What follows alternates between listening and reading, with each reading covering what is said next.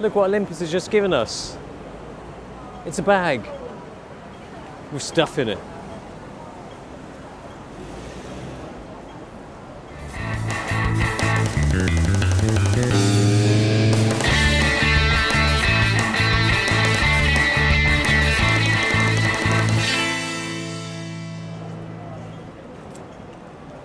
Oh yeah.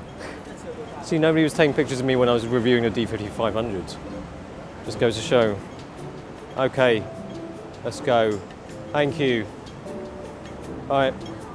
Review the Olympus OMD EM-5 Mark II. Please review the EM-5 too. Now, review it now. Review it. Yeah, we're doing it now. Calm down, people. Yes, that's right. This is going to leave a little trickle of excitement in the trousers of Micro Four Thirds loving people everywhere. And let's get that out of the way first. This, like its predecessor, and the EM1 is designed to look like the old OM film SLRs. Just the look. It's sort of like an ironic hipster facial hair kind of thing. Nobody knows why it's there. It's just for the style. Apparent style anyway.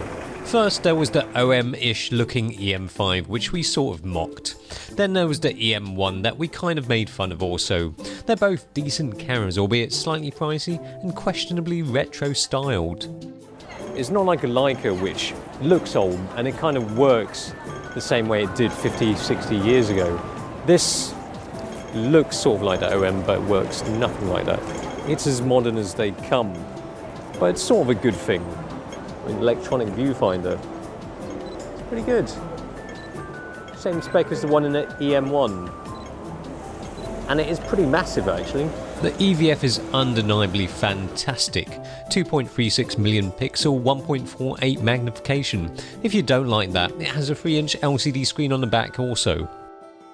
Well, let's stop talking about looks because it's clearly not why you buy this camera, is it? The spec has been upped from the original OMD EM5. In some ways, a lot of it is quite similar to the EM1, which is more expensive, a more premium version. Maximum shutter speed, 8 thousandths of a second. Still a fucking nightmare to use though.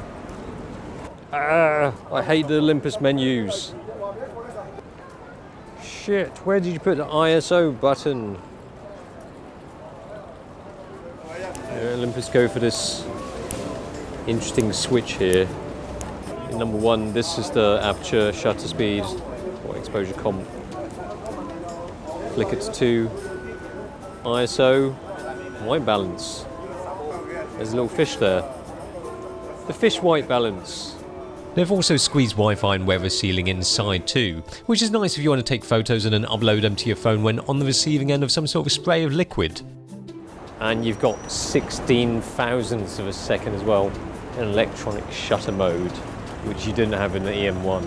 Burst rate has been upped from the original EM5.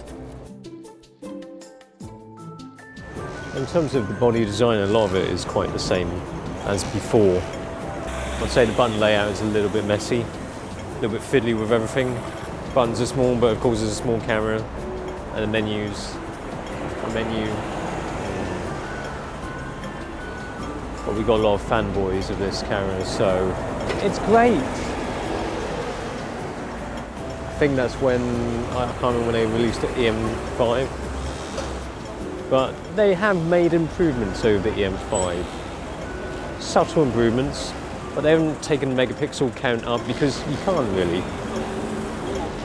Apparently 16 megapixels is kind of the maximum that Micro Four Thirds technology can go. But is it? You know, Hasselblad did something similar with their medium format cameras. Get a super high resolution shot.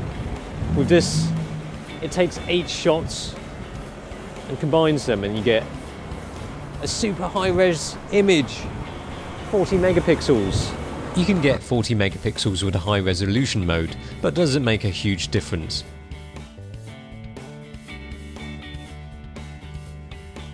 No, not massive. A tripod is a must too, even on a reasonably solid railing. Some of the shots I took ended up a little blurry. It works fine, but not for all kinds of photos. Obviously when there's motion, water or people, stuff like that, it will show up as a blur because it combines a number of shots to make one. Although this uses contrast detect autofocus, it doesn't have the phase detect autofocus of the higher end EM1. It's quick. But to be honest, the on-sensor phase detection with the EM1 was mainly for use with 4/3 lenses. It was only usable with micro 4/3 lenses using tracking AF. The auto-focusing system works sweet enough with the EM-5 too. Images look pretty nice straight out of camera. Nice and sharp with this 17mm f1.8. Colour rendition? Nice. Olympus cameras do render colours nicely. Luck always tells me that Olympus colours are really nice. We're just going to do a little test now, a little studio test outside the studio. We got our test subject somewhere here. Let's set it up. Now we've just got this blue and black item to test the colour reproduction of this camera. M.Zuiko's got it right here. We just want to see how accurately it reproduces the blue and the black. How blue is the blue, how black is black. Okay, lame. As Elsa once said, let it go. For you people who like taking your photos in the dark, your limit of usability is around ISO 3200, perhaps ISO 6400 at a push, but ISO 6400 really starts to see a huge amount of blurring of details, or noisy crap. ISO 12800 and 25600 are there for the sake of being there, really. Image stabilization is what this is all about anyway. It's the biggest feature of this camera. They've improved it slightly. It does 5 stops. IS now. 5 stops of image stabilization now. With a 35mm equivalent lens, sharp images at 1/5 of a second? No problem. But what about other lenses?